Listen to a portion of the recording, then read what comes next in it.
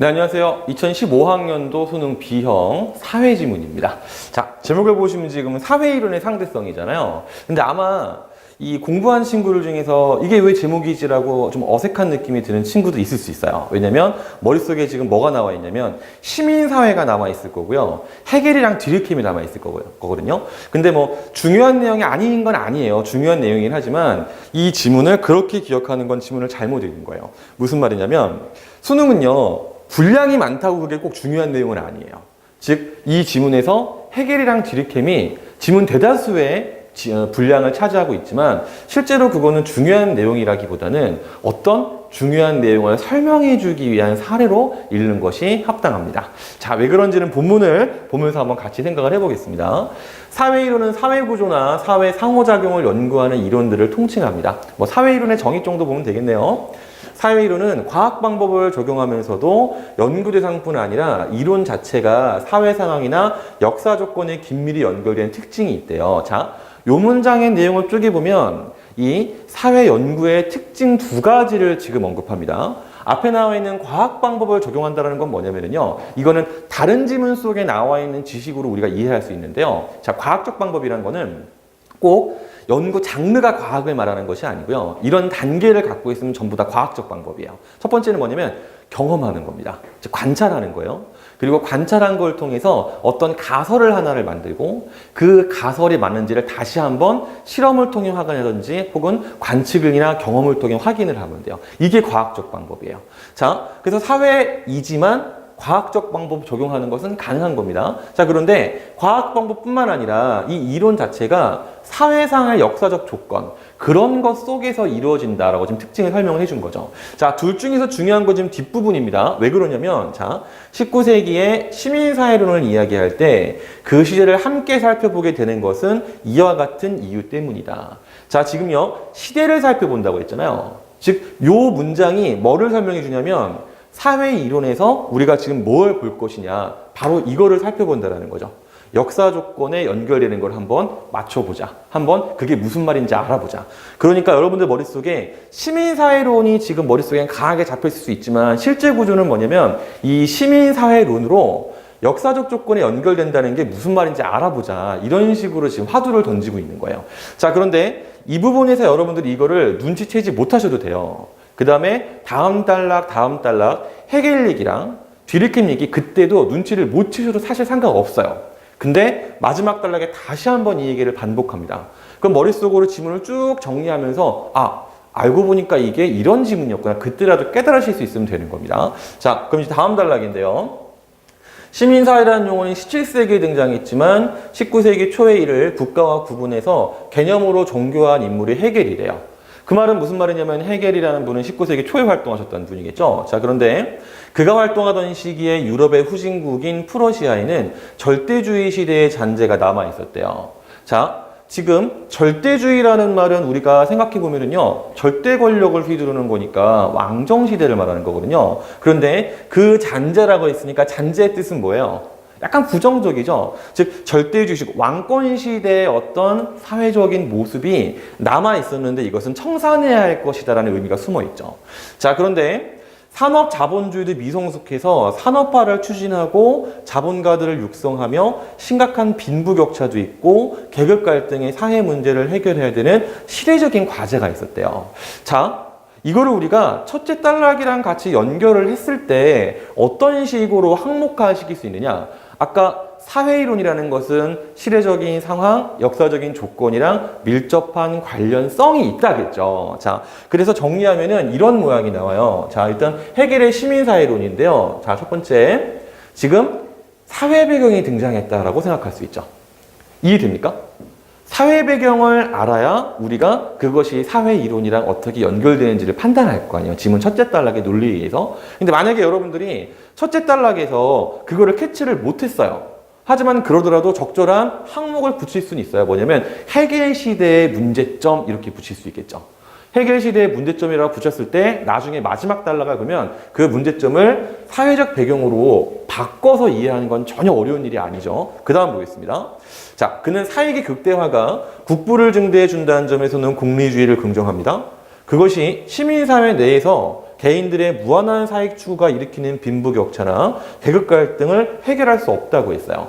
자, 그러면은 여긴 지금 어떤 견해가 나왔느냐? 헤겔은 공리주의를 어떻게 생각했느냐에 대한 설명이 나온 거죠. 헤겔은 공리주의에 대해서 양면적인 태도를 갖고 있어요. 일단 긍정하는 부분이 있습니다. 공리주의 내용은 뒤에도 나오겠지만 최대 다수의 최대 행복이에요. 즉 개인들이 막 자기 이익을 추구하는 겁니다. 그래서 사익의 극대화가 결국에는 국가의 부를 증대시키니까 이 부분은 공리주의가 긍정적이다라고 할 만해요. 자, 그런데 부정적인 측면은 뭐냐면요, 지금 정리한 것처럼 빈부격차나 계급 갈등을 해결할 수가 없다. 자, 그러면은 요 말이랑 어떤 관련성이 있을까요? 지금 19세기 초에 헤겔에 봤을 때는 이런 문제가 있는 거예요. 그런데 공리주의라는 거는 지금 사실 이 문제를 해결해 주지 못하고 있다라고 헤겔은 판단을 하는 거죠. 이해됩니까? 다시 헤겔에 봤을 때 그때 당시 빈부격차랑 계급 갈등의 문제가 있어요. 그런데 이거를 해결하려면 공리주의로는 안 되는 거예요. 여기에 숨어있는 항목 하나가 뭐냐면 그때 당시의 사회의 작동 구조나 사람들이 전반적으로 머릿속에 가진 사고방식이 공리주의였다가 사실은 여기 지문 속에 살짝 생략이 돼 있죠. 자, 어쨌든 그러면 헤겔은 이거를 어떻게 해야 한다고 판단했느냐? 다음 부분을 보겠습니다. 앞에 문장 안 읽었네요. 다시 갈게요.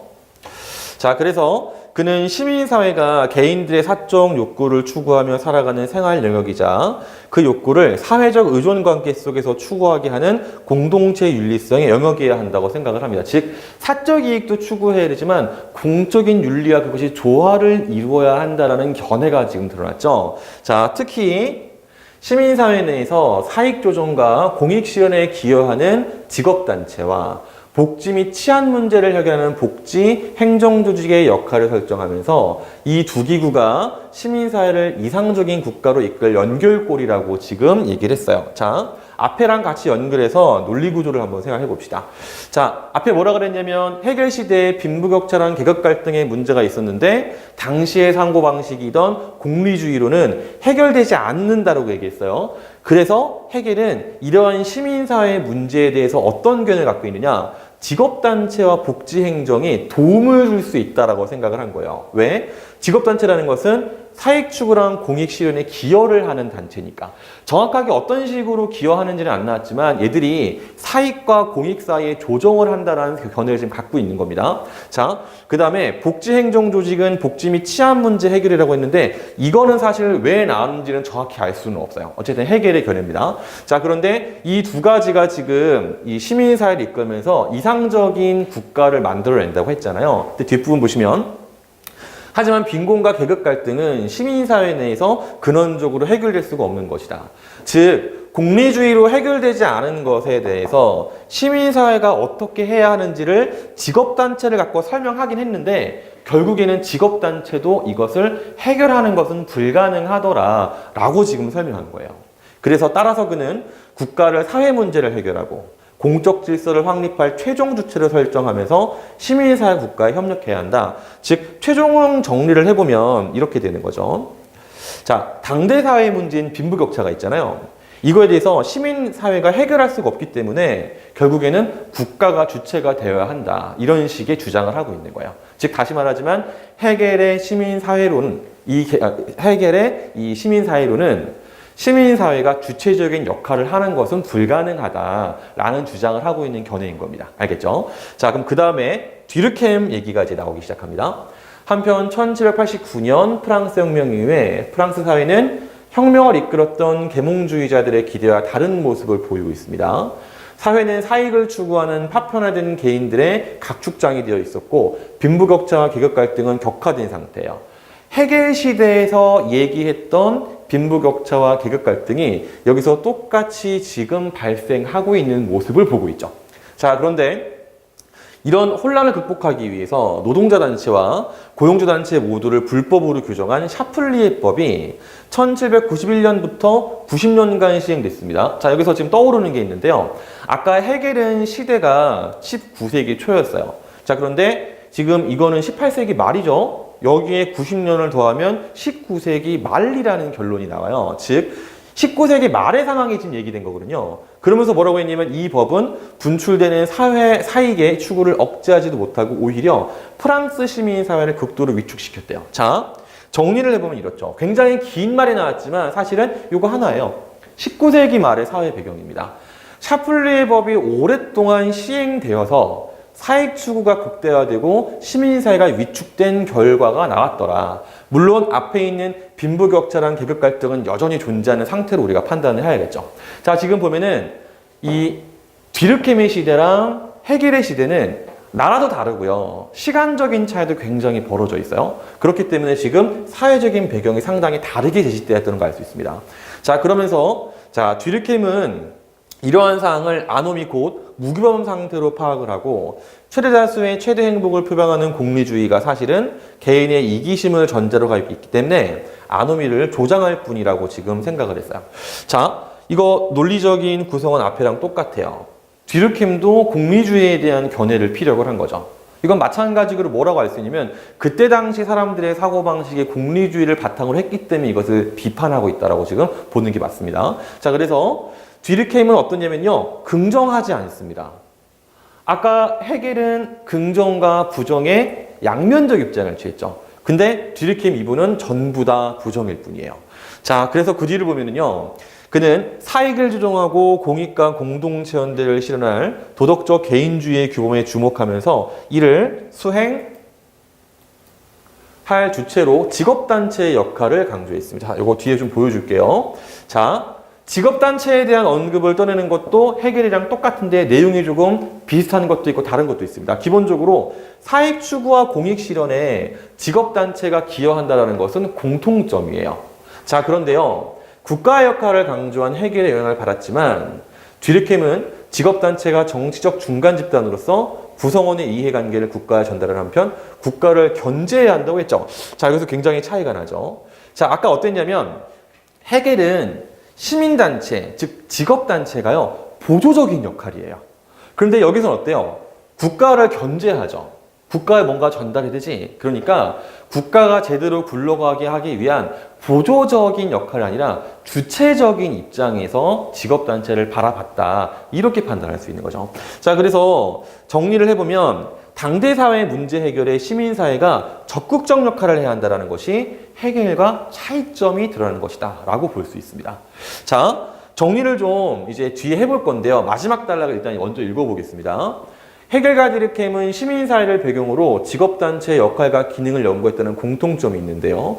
하지만 직업단체에 대한 두 사람의 생각이 다르죠? 자, 역할은 똑같지만 헤겔은 보조적인 입장이고 문제를 해결하지 못해요. 하지만 뒤르켐은 주체적인 입장이라고 설명했어요. 이러한 차이는 두 학자의 시민사회론이 철저하게 시대의 산물이라고 그랬잖아요. 이건 뒤에 설명해 주겠습니다. 이들의 이론은 과학적 연구로서 객관적으로 타당하는 평가를 받지만 이론이 갖는 객관적인 속성은 그 이론이 마주선 현실의 문제 상황이나 이론가의 주관적인 문제의식으로부터 근본적으로 자유로울 수 없는 이유가 그 사람이 살고 있는 시대에 이론가들이 영향을 받고 있기 때문이죠. 그래서 우리가 자, 요 문장만 보더라도요, 두 학자의 시민사회론이 시대의 산물이다, 이거를 딱 보고 나서 머릿속에 지문의 흐름을 정리해 보잖아요. 그러면 헤겔과 뒤르켐이 중심이 아니었구나를 깨달으셔야 돼요. 다시 말하지만 두 학자의 견해는 사회 이론이 어떤 식으로 역사적 조건에 영향을 받게 되는지를 설명해 주기 위한 그냥 사례일 뿐인 거예요. 자, 그럼 지문 중요한 부분 정리한 걸 보세요. 헤겔과 뒤르켐의 이론 차이가 뭐 때문이냐? 사회 배경이 달라요. 자, 보시면 19세기 초고요. 19세기 말입니다. 그 다음에 이때는 빈부격차와 계급 갈등이라는 문제를 갖고 있었지만 지금 뒤르켐의 시대는요, 여기에 추가해서 시민사회가 위축되었다라는 문제가 있잖아요. 그래서 자, 이때는 뭐냐면 어차피 이거는 시민사회가 해결할 수 없으니까 시민사회는 보조적 역할이야. 하지만 이때는요, 시민사회가 너무 위축됐다는 문제가 있었기 때문에 시민사회 역할을 오히려 더 강조하는 입장을 취할 수밖에 없었던 거죠. 자, 문제를 이제 살펴보겠습니다. 자, 1번은요. 1번을 딱 보자마자 이게 답이다라고 생각을 해야지 나머지를 헷갈리면 이미 끝난 거예요. 자, 왜 그러냐? 우리가 선택지를 살피지 않고 머릿속에 생각을 해볼게요. 자, 이 지문은 뭐냐? 시민사회 이론은 과학적 방법을 동원하기도 하지만 시대적 상황이나 역사적 조건에 연관된다더라. 그런데 19세기 시민사회를 살펴보니까 해겔과 디르켐이 다른 거 진짜로 그 뒷받침이 되는 사례로구나. 이렇게 우리가 이해를 할 수 있죠. 그러면 이거를 설명하는 게 1번밖에 없는 거죠. 논지라는 게 아까 처음 얘기했던 거였죠. 역사적 조건에 영향을 받는다. 대표적인 사례가 19세기 시민사회론인 거죠. 그래서 정답이 1번입니다. 그런데 4번이랑 5번은 굉장히 많이 어려워해요. 4번을 보면은 쟁점을 도출한 데서 이미 사실은 끝난 겁니다. 왜? 쟁점이라고 하면 둘이 다퉈야 돼요. 자, 첫째 단락에서 얘기한 건 쟁점이 아니었어요. 근데 일단 그 단락의 중요성을 모르고 넘어갔다고 쳐봅시다. 해겔과 디르켐이 싸우나요? 아니죠. 거리도 멀고 시대가 달라요. 둘이 의견이 다를 뿐이지 싸웠다고 볼 수가 없기 때문에 쟁점을 도출했다는 잘못된 설명입니다. 그 다음에 5번. 주제를 제시한 후 여기까지는 맞죠. 근데 동일한 사례를 다루는 관점에서다 그렇지 않습니다. 시민사회론의 해겔 의견과 디르켐의 견해를요. 결국에는 같은 관점으로 분석을 하죠. 어떤 관점입니까? 역사적 조건에 따라서 사회 이론이 달라지더라. 그렇기 때문에 5번도 적절한 답이 아니겠습니다. 자, 그럼 그 다음 문제 2번. 자, 적절하지 않은 거를 찾아보라 그랬는데요. 이거는 좀 쉬운 문제죠. 정답은 2번입니다. 답만 설명하겠습니다. 자, 프랑스 혁명 후에 수십 년간 프랑스요 사익 추구를 무지하게 많이 했죠. 그게 문제였잖아요. 그죠? 넘어갑시다. 이거는. 자, 3번입니다. 자, 기억은 해겔의 직업단체고 니은 디르켐의 직업단체예요. 둘 다 어떤 역할이었어요? 사익과 공익의 조화를 할 수 있는 단체였죠. 그러니까 그 적절한 답은 그쵸, 1번밖에 나올 수 있는 게 없어요. 근데 5번에 조금 헷갈린 친구들이 있네요. 자, 시민사회 외부라고 했는데 일단 해겔은요, 직업단체는 시민사회 내에서 있는 거라 그랬어요. 그 다음에 디르켐도요, 특별하게 외부란 언급을 하지 않았지만 국가를 견제하기도 하고 시민사회 의견을 국가에 전달한다고 했죠. 그러니까 외부에서의 연결고리라고 설명하는 거는 조금 문제가 있지 않을까 싶습니다. 자, 그 다음 4번.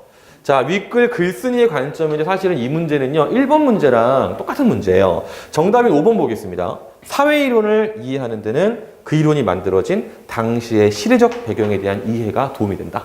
이 지문의 주제 그대로죠. 자, 이렇게 해서 사실 좀 어려웠던 지문인데요. 마무리하도록 하겠습니다. 끝!